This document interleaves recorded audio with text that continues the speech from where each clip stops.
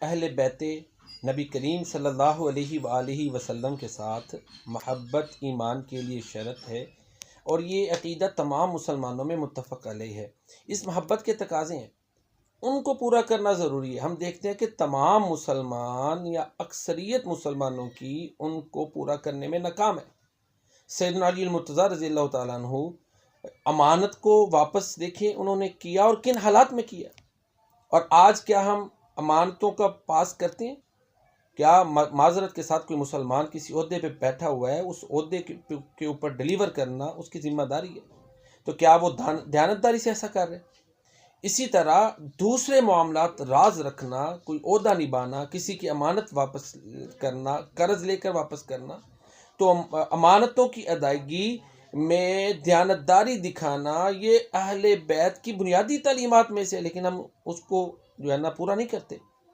اسی طرح جو ہے وہ عبادات کے اوپر پابندی کرنا، سچائی کا راستہ اختیار کرنا، دین کے اوپر استقامت کرنا، دین کے اوپر استقامت اختیار کرنا، پھر جو ہے وہ بے سہارا لوگوں کا سہارا بننا، ایثار اور قربانی جو ہے اس کے جذبے کو عام کرنا۔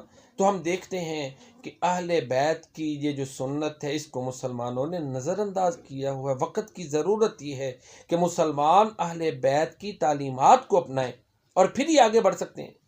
اہل بیت اور صحابہ کرام رضوان اللہ علیہم اجمعین وہ نبی کریم صلی اللہ علیہ وسلم کی تعلیمات کا عملی نمونہ تھے، جو اللہ کے نبی سکھاتے تھے اس پر وہ عمل کرتے تھے۔ یہی وجہ ہے کہ وہ پھر دنیا میں غالب آئے۔ اقبال نے کہا کیا تو نے صحرا نشینوں کو یکتا خبر میں، نظر میں اذان سحر میں، طلب جس کی صدیوں سے تھی زندگی کو، وہ سوز اس نے پایا انہی کے جگر میں، کشادے درے دل سمجھتے ہیں اس کو، ہلاکت نہیں موت ان کی نظر میں۔